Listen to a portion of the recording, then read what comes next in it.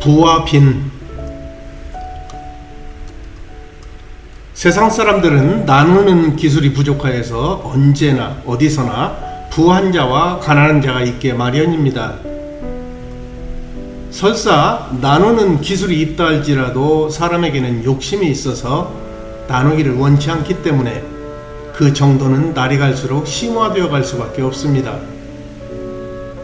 빈익빈 부익부의 현상은 더욱 심화되어 갈 것이고 어쩌면 인류는 욕심 때문에 멸망할지도 모릅니다. 선진국들은 자본을 앞세워서 후진국의 노동력과 자원을 착취합니다. 그래서 그들은 점점 더 부유해지고 착취를 당하는 나라는 점점 사정이 더 나빠지게 되는 것입니다. 그러나 이런 것들이 세상 끝날까지 멈춰지지는 않을 것입니다.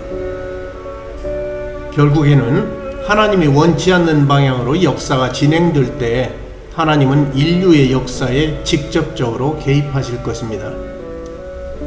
좀 바보 같은 질문일지 모르지만 세상을 살아가는 데 있어서 부와 빈 중에서 어느 것이 신앙적으로 유리할까요? 대부분의 사람들이 부유한 것이 신앙적으로도 유리할 것이라고 생각할 것입니다. 극단적인 빈과 부의 상황이라면 아마도 그럴 것입니다. 그러나 여기서는 평범한 사람들 가운데서 부자와 가난한 자를 놓고 비교해 보았으면 합니다. 가난한 사람은 모든 것을 전략하고 아껴 써야 합니다. 전기나 수도는 물론이고 교통비와 주택관리비도 아껴야 하고 겨울에는 춥게 또 여름에는 덥게 살아야 합니다. 전에 이런 기사를 읽어보았습니다. 미국의 메이저리그 야구 선수를 남편으로 둔 제이미 허쉬 여인의 일화를 하나 소개할까 합니다. 이 여인은 빈과 부를 다 경험해 본 사람입니다. 그녀는 결혼 후 몇 년 동안 돈이 없어서 생계를 이어가기가 힘이 들었다고 합니다.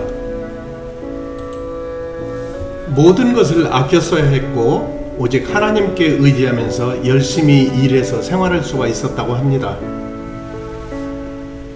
그러나 남편이 유명 선수가 된 후부터는 돈에 대한 걱정이 사라졌습니다. 아니, 넘쳐나는 돈을 낭비하게 되고 하나님께 의지하는 신앙이 식어졌다고 합니다. 이처럼 부와 빈은 모두 문제점을 가지고 있습니다. 이럴 때 우리는 어느 편을 택해야 현명할까요? 정답은 없는 것 같지만 신앙적으로 본다면 부한 것보다는 약간 가난한 편이 유리하지 않을까 싶습니다. 물론 부하다고 해서 모두가 하나님을 멀리하는 것은 아닙니다. 세계적인 부호 가운데도 마음이 가난한 사람들도 많이 있었지 않습니까? 그러나 보편적으로는 약간 모자란다 싶은 것이 남는 것보다 하나님을 의지할 확률이 높다는 것입니다. 그렇다면 가난이 꼭 나쁜 것만은 아니라는 결론이 성립됩니다.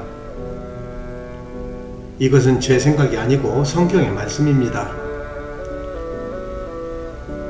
가산이 적어도 여호와를 경외하는 것이 크게 부하고 번뇌하는 것보다 나으니라. 잠언 15장 16절 말씀입니다. 가난한 사람은 부유한 사람을 만나면 기가 죽습니다. 그러나 신앙인은 그럴 필요가 없습니다. 정직하고 성실하게 일했는데도 하나님이 가난케 하신다면 그것은 부끄러워하거나 기죽을 일이 아닙니다. 오히려 자랑스러워하고 행복해야 할 일이지요. 그 가난으로 인하여 하나님을 더 의지하고 가까이 할 수 있으니까요. 이 땅에서는 언제까지나 부유한 자와 가난한 자가 있을 터이지만 어느 쪽이 꼭 낫다고 보기는 어렵습니다. 모두가 장단점을 가지고 있으니까요. 주신 환경 가운데서 열심히 하나님을 알아가고 섬긴다면 부와 비는 우리 인생에 그리 큰 영향을 미치는 요소가 되지 못할 것입니다.